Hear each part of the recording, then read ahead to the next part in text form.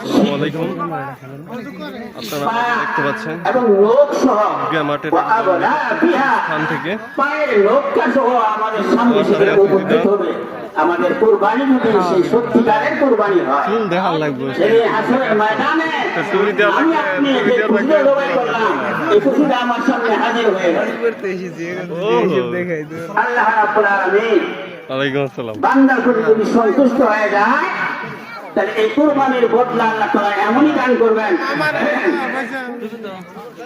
আল্লাহ তাআলা আয়াতে বলেন ওয়াবাশশিরিল মুহসিনিন, হে রাসূল এই সমস্ত সৎকর্মশীলদেরকে আপনি সুসংবাদ দান করুন যারা সৎ উদ্দেশ্যে ভালো উদ্দেশ্যে আল্লাহ সন্তুষ্টির জন্য কুরবানি করে। মুহসিনিন হওয়ার জন্য আল্লাহ তাআলা আমাদেরকে কোরআনে মুহসিনিনদের কিছু গুণাগুণ বর্ণনা করেছেন। কেমন লোক মুহসিনিন হইতে পারে? তো এদিকে মুহসিনিনদের ব্যাপারে আশা রুট আল্লাহ কথা হলো আল্লাযীনা ইউনফিকুনা ফিস-সাররা'i ওয়াদ-দাররা ওয়াল কাযিমিনাল গায়যা ওয়াল আফিনা 'আনিন নাস ওয়াল্লাহু ইউহিব্বুল মুহসিনিন। আর এবার মাইক সিস্টেম ভালো আছে, অনেক সাউন্ড দিতেছে।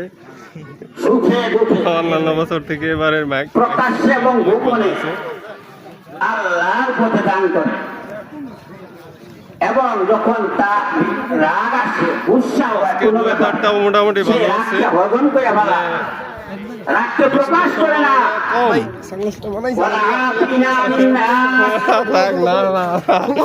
ক্ষতি করেছে ওই ক্ষতিটা যিনি করেছেন তাকে সে রাগ না করে গুসা না করে তাকে মাফ করে দেন। গুসা না করে তাকে মাফ করে দেন। এই লোকগুলি হলো মুহসিনিন। পুরাতন আমরা তো যেখানে যাই সেখানে খালি আমাদের রাগারাগি ফালাফালি, হাটে বাজারে গ্রামে গঞ্জে পাড়ায় মসজিদে মাদ্রাসায় মাঠে সবখানে রাগারাগি। এই রাগকে ইমানদারের রাগকে হজম করতে হবে। এক সাহাবীকে জিজ্ঞাসা করলো, ইয়া রাসূলুল্লাহ আমাকে একটু উপদেশ দিন। তিনি বললেন, আল্লাহ রাসূল বললেন, লা তাগদাব, তুমি গুসা করো না। এরকম তিনবার বললেন, তিনবার একই উত্তর দিলেন।